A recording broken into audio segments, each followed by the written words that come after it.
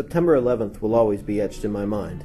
Like Pearl Harbor, JFK, or the Apollo moon landing, it's an event that transcends time, and for the people that were witness, it remains with them for the rest of their lives. These moments create a memory that we can share with each other in order to bond, rejoice, and sometimes heal. That morning started out as a typical day.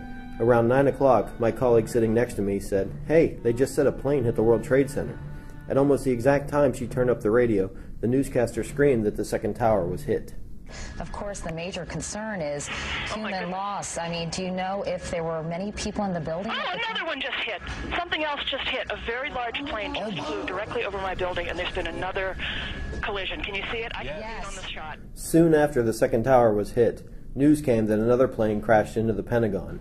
Then came the chaos. All news reports were unconfirmed. There was no time to figure what was real and what was hearsay. We were online looking to get any verified information and then watched in horror as the towers crumbled. We had a technician on the 79th floor when the plane hit Tower 1. He helped firemen carry equipment upstairs, assisted handicapped people on the way out, and got out himself moments before the building collapsed. The final bit of new news was the confirmation of the last hijacked plane that was headed to Washington, D.C., United Flight 93. Once it crashed, the only news left to report was the tragedy of the day. As for me, I wanted to go to New York and see the city for myself. It was an opportunity to be a first-hand witness to history, and I couldn't pass it up. I started in Hoboken at the pier, where they had set up a tribute for the fallen. The pier was always special to me. Every time my friends and I went into the city, we parked in Hoboken and took the path.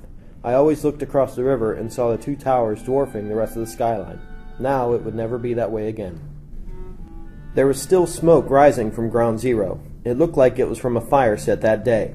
When I took the path into the city, the first thing I noticed was the silence. It was eerie. The city was still in shock. There were memorials for the victims everywhere.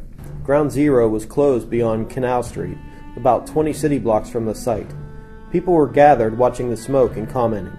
Whenever the police or fire department would come by, they were greeted to thunderous applause. It was impressive. They deserved all they got.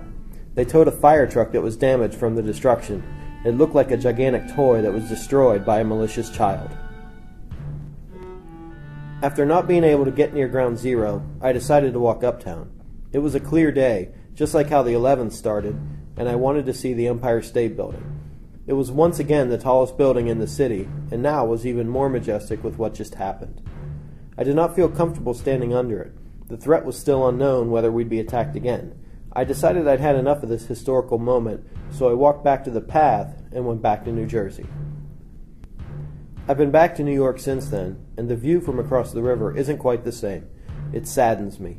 A lot of people claim conspiracy behind the attacks, but I don't really buy it, nor do I care. Over 3,000 people lost their lives that day, and it is them that should be remembered when 9/11 is discussed. It is their memory that I will remember when I tell what happened to my grandkids.